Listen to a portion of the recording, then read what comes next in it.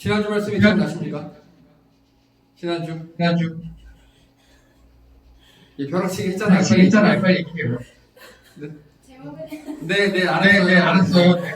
지금 조금 전에 막 배드보면서 했네요. 그랬거든요. 네. 오, 좋아. 제일 좋아. 아주 잘했어. 자, 자, 내위기는요. 주제가 뭐라고요? 주제가?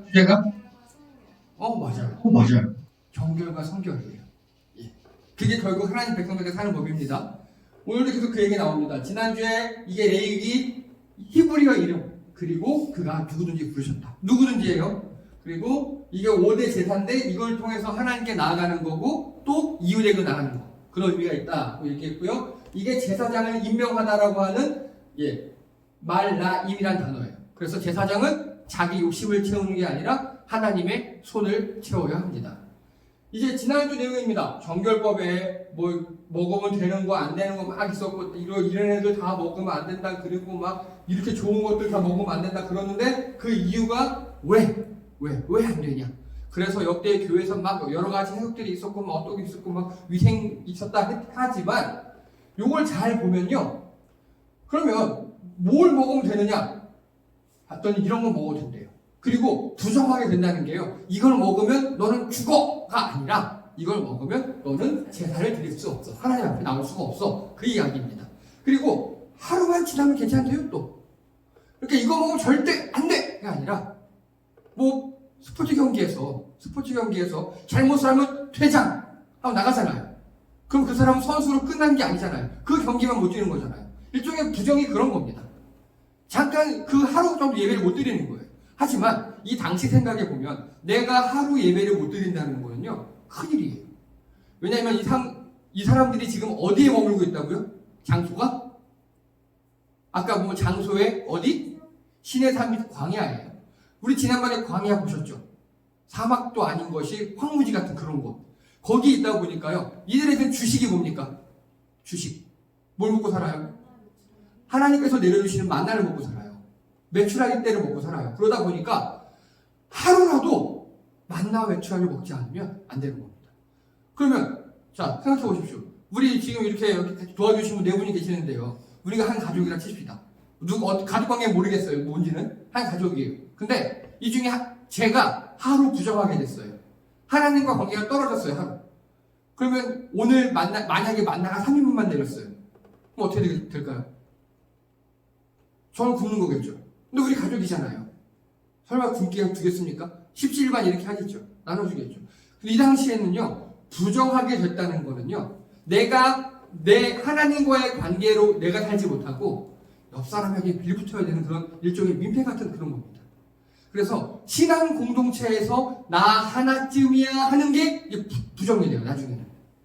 사람들이 처음에는 철저하게 부정하지 않으려고 노력을 해요. 순수할 때는. 또 살다 보니까 주는 것도 아니네 이런 생각을 하게 돼요. 돼지고기 먹어도 보니까 하루 만나 안 내리면 그냥 우리 거 같이 나눠 먹지 이런 식인 거예요. 저는 마음이 타락하게 돼요. 그래서 그때 예수님께서 나중에 바꿔주신 거예요. 이거 하지 마 하고. 그래서 여러분 요즘에도요 이렇게 내가 내 할 바를 하지 못하고 남에게 얹혀 사는 사람들이 꽤 있습니다. 근데 우리나라는 그게 잘 되는 편이에요. 지금 요즘에 코로나 많이 떨어졌죠? 드디어 20명 단위까지 막 떨어졌다고 그러더라고요. 나 하나쯤이라는 생각을 사람들이 전혀 안 하고 있어요. 우리나라 시민들이 그만큼 의식이 높아지는 겁니다. 그런데 문제는요, 우리 종교예요. 특히 기독교. 저한테 목사들에게 오는 설문조사가 있어요. 보면, 원래 이번 주일 오늘이 부활절입니다. 부활절을 교회에 가서 나는 현장에서 꼭 들어야 해요. 라고 1000명에게 물어봤어요. 기독교인 1000명. 18%만 그렇다고 됐어요. 18%만. 그러니까 우리 기독교인도 80% 이상이 부활절도 온라인이나 미루자 이렇게 생각하는 거예요. 다 지금. 그런데 문제는요. 목사들이요. 교회 문을 많이 열어요. 지금. 그러면서 성도들이 원해요. 이렇게 합니다. 성도들은 저한테 자료가 있다니까요. 기독교 사회문제연구소라는 데에서 요즘 그런 자료를 계속 보내주고 있어요. 보면은 성도들의 의식은 많이 바뀌었어요, 진짜. 근데 목사들의 의식이 많이 바뀌지 않았습니다. 나 하나쯤이 하는 생각, 나는 부정해도 되겠지. 그것 때문에 다른 나라들은 지금 코로나가 난리가 났고요. 이스라엘도 그러다가 결국 망했습니다. 나 하나쯤이, 나 한 번 부정하면 되지 뭐. 요거 되게 무서운 겁니다. 최선을 다해 정결하시기 노력하시기 바랍니다. 그래서 이 부정은요, 하나님이 우리를 먼저 구원해 주셨어요. 그래서 하나님이 내 취향은 이래! 라고 얘기해 놓으신 거예요. 어떤 원리가 아니에요. 하나님의 취향이에요. 하나님의 취향. 여러분, 하나님의 취향은 어떻게 해야 된다고요? 절대 존중해야 합니다. 왜? 하나님 우리를 구원해 주셨으니까. 그래서 제가 지난번에 부자 얘기했습니다. 부자 할아버지가 유산 남기려고 할 때 아마 우리 다 절대 존중하겠죠. 예, 하나님은요, 우리에게 많은 유산을, 많은 복을 성경을 통해 약속하셨는데, 그거는 우리가 정결하게 사는가, 말씀을 잘 지키는가, 그 준수의 여부에 따라 달라져 있습니다. 자, 방금 이 얘기 했고요. 그리고 이게 신약으로 확장됐는데, 하나님, 예수님께서 이렇게 말씀하셨습니다. 입으로 뭘 먹느냐가 중요한 게 아니라 뭐가 중요하다? 말이 중요하다. 말. 이제는 우리가 정결하다 부정하다가 음식 여부가 아니라요. 어떤 말을 하느냐, 어떤 행동을 하느냐에 따라 달라져 있습니다. 혹시 그리스도인이라는 단어를 아십니까? 이게 2000년 전에 현재 안디오크라는 곳에서 사람들이 그리스도인이라고 불렀어요. 우리를, 기독교인들을. 왜? 그 당시에는요, 귀족, 노예, 천민 등등 신분들이 많이 있었어요. 근데 쟤네들은 교회에 다 모였어요. 귀족도 모이고 천민도 모이고 남자 다 모였어요. 근데 교회 내에서 계급이 없는 거예요. 서로 다 사랑하고 자기들이 성경에 말하는 대로 산대요. 아, 쟤네들은 자기들이 입으로 고백하는 그리스도, 예수님이라는 뜻이에요. 자기들이 입으로 고백하는 예수님처럼 사는구나. 그래서 그리스도인이라고 불렀어요. 그래서 우리를 그리스도인이라고 하는 거예요. 그게 바로 예수님이 하신 말씀입니다. 우리가 말하는 대로 사는 거. 근데 우리 어떻습니까? 교회는 말하는 대로 못 살아요. 예. 겉과 속이 달라요. 행동이 달라요. 그것 때문에 욕을 먹어요. 말하는 대로 살아가시는, 그래서 진짜 그리스도인, 그게 하나님 앞에 정결입니다. 여기까지가 지난주 이야기였습니다. 그래서 이 안중근 의사 유목도 하루라도 책을 읽지 않으면 입안에 가시가 놓친다. 그래서 이게 사람에게 가시가 나간다는 뜻이에요. 사람들에게. 자, 오늘 이야기입니다. 오늘도 역시 정결법이에요. 근데 오늘 읽어보시니까 내용이 어떠십니까? 훈이는 이해가 안 되지, 이게. 아니, 근데 뭐, 내용은 이해가 되는데, 훈이랑 별로 관계없는 그런 내용이잖아. 그치? 예. 저도요, 이게 오늘 뭐, 임신, 출산, 뭐 그런 거에 관한 이야기예요. 이게, 자, 처음에 우리 제사장 임명했죠. 그 다음에 불 때문에 제사장들이 막 고통을 겪었죠. 그 다음에 먹으면 되는 거 안 되는 거 얘기했죠. 그 다음에 출산 얘기예요. 출산. 되게 중요한 거고요. 일단 내용을 정리할게요. 앞에 보시죠. 아들을 낳으면 7일 동안 부정하대요. 그리고 8일째 그 아들을 할례를 시키래요. 그리고 33일 동안 또 부정하대요. 근데 딸을 낳으면요, 14일간 부정하고요, 66일간 또 부정하대요. 그래서 이거를요, 제1부정기.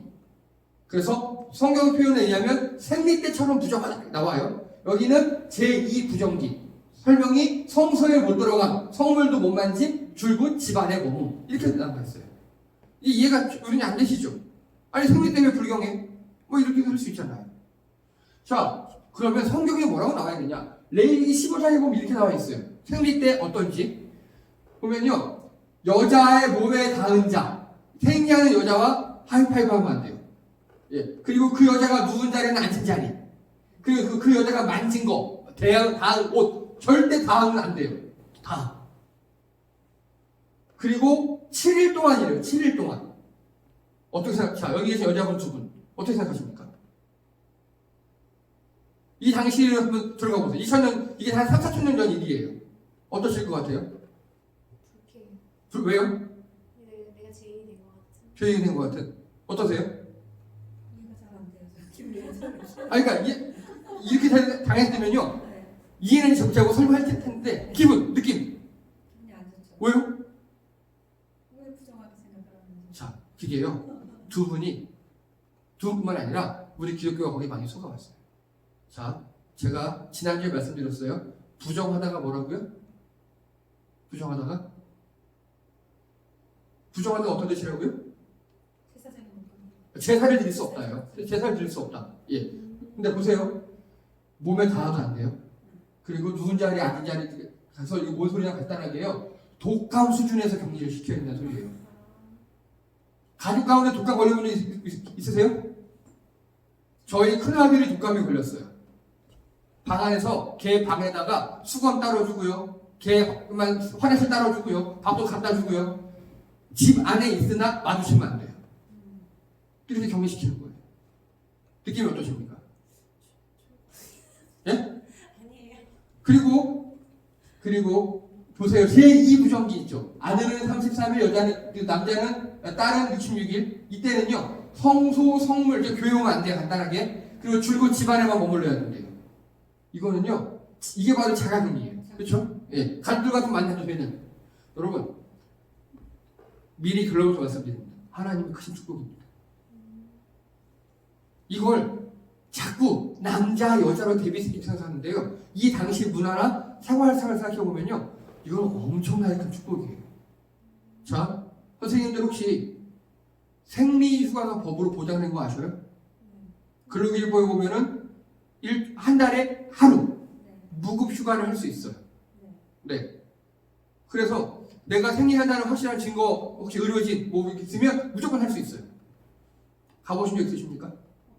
있으세요? 없죠. 이 당시 여자분들은요 7일 동안 생리휴가예요.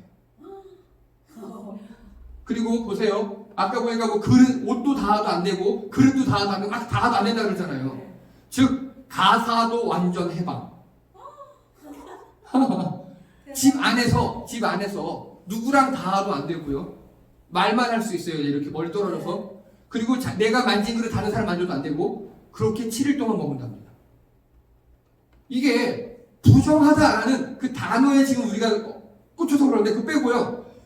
상황을 보세요. 한 가족에서 이 당시도 대가족이에요. 거기서 생리하는 여자는 7일 동안 뭘 만져도 안 되고 누구랑 닿아도 안 되고 일을 하면 안 돼요. 교회도 가면 안 되고. 좋으십니까? 싫으십니까? 좋습니다. 매우 좋겠죠. 그렇죠. 제가 느끼기에 이거는요. 7일 동안 부정하니까 그때는 예배 드리면 안 되는 거예요. 예배 안 드려도 된다는 소리예요. 간단하게 그때는. 교회도 안 가도 돼요. 얼마나 편하겠습니까? 이런 관점으로 모든 걸 보잖아요. 그러면 자, 이게 뭡니까? 금줄 아세요? 아세요? 뭐 한 번도 못 봤어요? 아, 저도 어릴 때 봤어요. 이게 딱 보면 이거 아들 낳은 거예요. 네. 아들 낳은 집에는 이렇게 고추하고 술을 걸어요. 이렇게. 그리고 이게 딱 걸리잖아요. 최소 7일 동안 가족 아니면 들어가면 안 돼요. 네, 시골에. 이건 절대 금기예요. 절대 금기. 가면 애기한테 부정 타고 네. 들어오는 사람도 막 거의 막 때리고 막 난리 났어요. 큰일 났어요. 그리고 거의 안 돼. 예, 요것도 금줄이에요. 요것도. 이 금줄을 치면 이때는 이게 어떤 의미냐면 일종의 주술적 의미가 강해요. 그런데 이걸 다 지켜줬어요. 그 당시에는. 그리고 금줄을 넘는 거는요. 나라님도 안 됐어요. 임금님도 안 됐다고. 그래서 이거는 아마 우리 조상들이 면역력 약한 아기와 산모를 보호함이 아니었을까 그렇게 추정을 합니다. 이런 관점에서 보면요. 아까 출산 후 부정하다 했죠. 그게 여자가 죄인이야, 여자가 못됐어 하는 문제가 아니에요. 오히려 출산 후 모성을 보호하는 겁니다. 생리 후 모성을 보호하는 거예요. 생리 때 7일 동안 부정하다면서요. 자, 저는 몰랐어요. 근데 결혼 후에 우리 와이프가 그날 전날 전전날 되게 아프고 힘들어요. 그날 건드리면 잘 들어보나 본전도 못 찾아. 그날은 그냥 구석에 가서 조용히 눈치만 보고 숨만 쉬고 그러고 있어야 돼. 그날은 그렇게 한 며칠만 지내면 돼. 지금 하나님 그거 하신 거예요 지금. 그래서 성격이 그렇게 되는데. 남자들도요 아셔야 합니다. 이거 여자들이 7일간 부정하다 나쁘다 더럽다가 아니라 건드리지 말라는 소리입니다. 하나님 명령이에요. 예. 다가가면 괜히 큰일 납니다. 예. 그러면 그 당시 생활상을 한번 추측해 볼게요. 생리 때 여자가 7일간 부정하답니다. 그래서 가사일도 못하고 아무것도 못해요. 밥 누가 합니까? 남자가 해야죠. 남자가 해야죠. 바치는 거예요, 이거도. 예, 하나 바쳐야 돼요. 부엌일 수 없잖아. 그렇죠? 예. 그리고 우리나라는요, 전통적으로 부엌이 집 안에 있었죠. 그렇죠? 예, 부엌이. 우리나라 옛날 부엌도 이스라엘은 부엌이 집 밖에 있어요. 텐트 문화였으니까. 그러니까 집 안에만 있잖아요. 남자가 집 밖에도 다 갖다 바쳐주고 이러는 거예요. 그게 당연한 거였어요. 그게 7일 동안은. 그래서 부정하다고 더러운 그게 아니고요. 하나님께서 여자에게 휴식을 주신 거예요. 생리하는 동안에. 예민하니까, 힘드니까. 예, 제가 결혼 전에는 몰랐어요. 결혼 후에 알았어요. 아, 예민하다, 힘들어한다. 알아서 교회하셔도 돼요. 그거 하는 겁니다. 이렇게 지금. 그리고요, 말씀 읽겠습니다. 시작. 여자에게 이렇게 말씀하셨다. 내가 너에게 임신하는 고통을 크게 더할 것이니 너는 고통을 겪으며 자식을 낳을 것이다. 아멘. 이게 어떤 상황인지 아십니까? 하나님이 딱 한 가지 말씀. 선악과 먹지 마라고 아담과 하와에게 얘기했는데 그걸 여자가 남자를 꼬셔서 따먹었어요. 그래서 남자에게 평생 동안 일해야 되게 됐고 여자에게 준 벌이 바로 이거예요. 고통을 겪으며 자식을 낳을 것이다. 원래는 자식 낳을 때 고통이 크지 않았다고 전해지는데 몰라요, 이거는. 근데 산통을 크게 할 것이다. 이게 하나님의 여자에 대한 저주였어요. 징벌. 자, 보십시오. 출산은요, 그래서 창조 사역이에요. 이해되십니까? 자, 하나님이 첫사람 아담을 어떻게 만들었다고 그랬습니까? 아담? 흙을 만드셨대요. 예. 둘째 사람 하와 이브는 어떻게 만들었다고 합니까? 아담 갈비뼈를 만들었대요. 뭐 그게 사실인지 아닌지 몰라요. 그건 중요치 않아요. 그러면 셋째 사람 가인은 어떻게 만들었습니까? 가인은 아담과 하와의 아들이에요. 아들. 그리고 가인, 아벨, 셋 다 아들이에요. 이렇게 출산을 통해서 하나님이 사람을 창조하셨어요. 왜요? 왜 아마 흙으로 만드시면 편할 텐데 왜 그랬을까요? 저도 몰랐어요. 하나님 그냥 간단하게 근데 그렇게 하고 어차피 흙으로 만드신 거. 이 땅에 흙 남아도는데 흙으로 하시지. 왜 출산을 통해 하셨나요? 그랬더니 제가 자식을 낳아보니까요. 성경 말씀이 다르게 읽혀요. 아, 이게 아버지의 마음이구나. 죽도록 미운데 때릴 순 없어. 때리고도요. 내가 거기서 아파. 예, 그런 마음. 그래서 하나님께서 출산을 통해 창조 사역을 하신 이유는요. 바로 우리에게 하나님 아버지의 마음을 알게 하려고 합니다.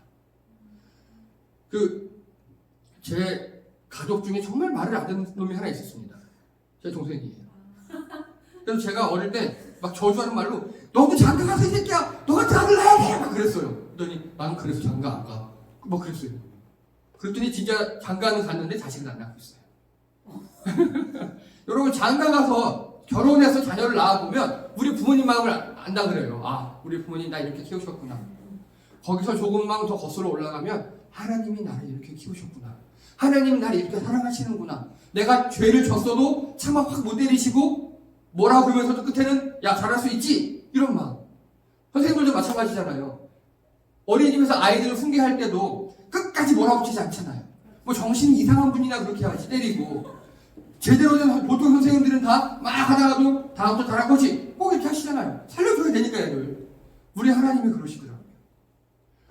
자, 그리고 창조 사역인 동시에 출산은요 또 원죄에 대한 징벌이에요. 하나님에 대한 벌로 말씀을 어긴 거에 대해서 징벌하는 게 출산의 고통을 크게 느끼신 거. 우리 와이프가요 저한테 평생 반말을 한 번도 안 했어요. 저희 서로 존재해요 서로. 근데 저희 큰 놈 낳기 5시간 전에 저한테 반말하더라고요. 제가 막 쭈글러주고 막 그러고 있었어요. 그랬더니 쭈그리기 좀 셌나 봐요. 그랬더니 야! 저한테. 그리고 야! 하더니 엄마 오라 그래! 장모님 찾는 거예요. 장모님 빨리 오시래요! 그리고 장모님이 오셔서 이제 다 처리를 했습니다. 출산의 고통이 그렇게 심하더라고요. 그런데 이게 참 신기한 게요. 둘째도 힘들게 나왔어요. 근데 둘째가 한 3, 4살 넘어가니까 우리 셋째를 이러고 있더라고요. 출산의 고통보다 자녀에 대한 사랑이 훨씬 더 커요. 하나님이 그러셔요. 하나님이. 여러분 여자분들은 출산의 고통을 겪으시잖아요. 그게 예수님께서 십자가에 겪으신 고통과 비교된다고 그래요. 그래서 예수님의 그 십자가의 고통으로 우리를 영적으로 낳으신 거예요. 우리 믿는 자들을. 그래서 제가 여자분들을 존경합니다. 남자분들은 아무리 해도 그런 고통은 없거든요. 네. 자, 그리고 제가 지난번에 창세기와 레위기의 구조가 똑같다고 말씀드렸었죠. 예, 이렇게 하드웨어, 소프트웨어, 그다음에 종사자 말씀 주신다고 그랬잖아요. 마찬가지 연장한 상황입니다. 이 창세기에서요, 하나님께서 창조 사역을 하신 다음에 우리 인간에게도 또 다른 창조 사역을 주셨어요. 그게 뭐냐면 바로 동물의 이름 짓게 하는 겁니다. 동물 이름들을 아담이 다 지었거든요. 자, 그러면요, 하와라는 여자 이름은요, 누가 지었게요? 처음에 아담이 안 지었어요. 그냥 동격이었어, 남자 여자가. 나중에 타락한 다음에 그 다음에 이름을 지었어요. 자, 그리고 창세기에서 원죄에 대한 징벌로 출산의 고통을 크게 하리라 하고 뭐 하는지 표시되어 놨습니까? 어떻게 했는지 그 다음에? 아니, 사람들에 대한 징계가 있었어요. 한 가지. 이겁니다. 에덴 동산에서 추방하셨어요. 에덴 동산에서.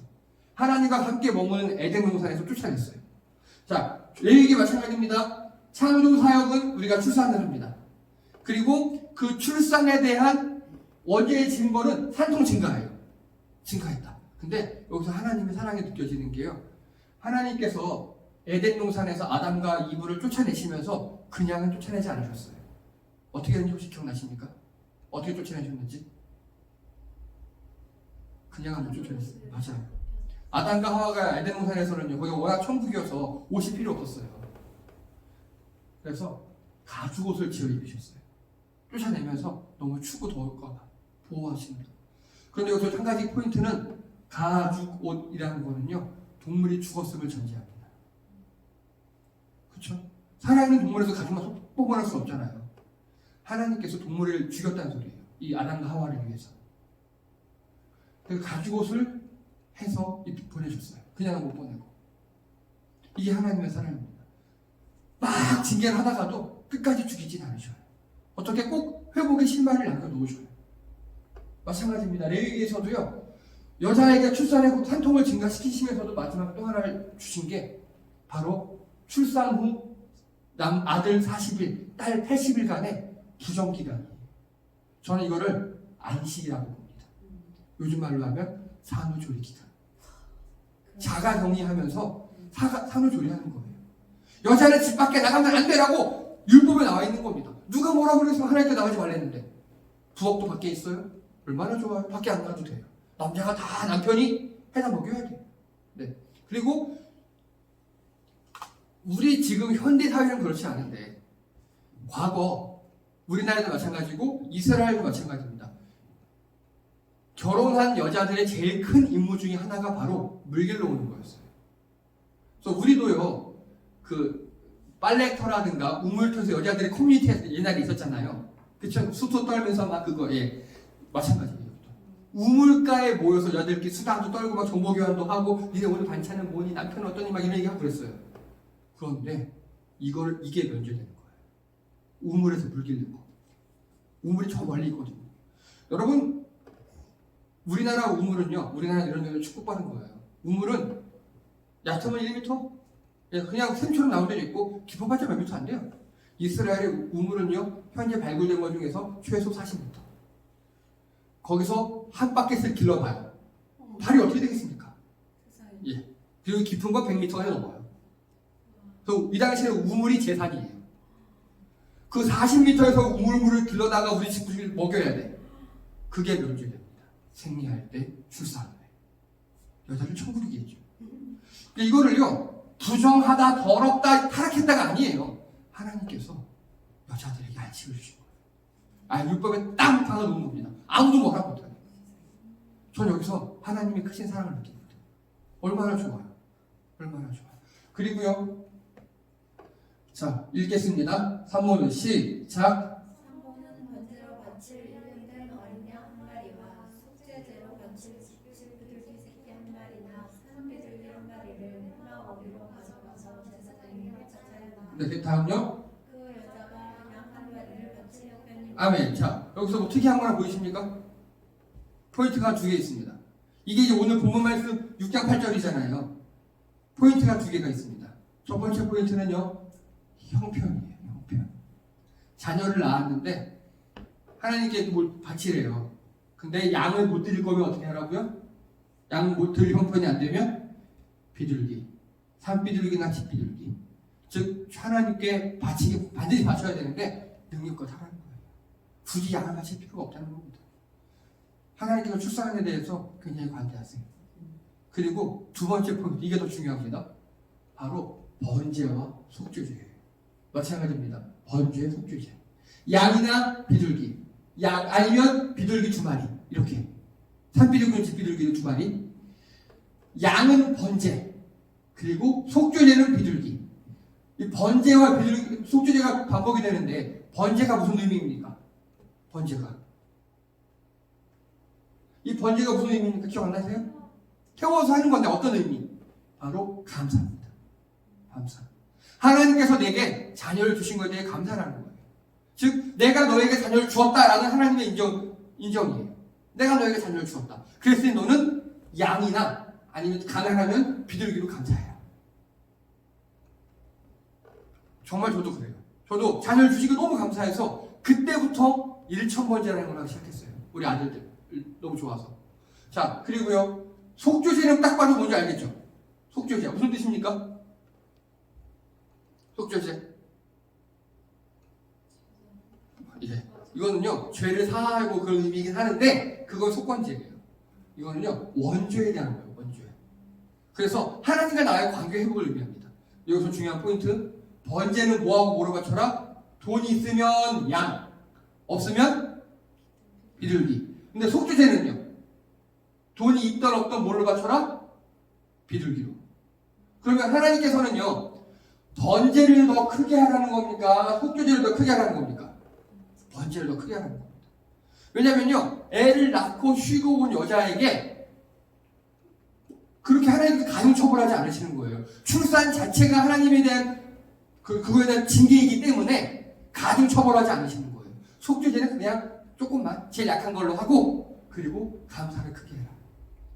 내가 너에게 아들을 주었으니까, 내가 너에게 딸을 주었으니까.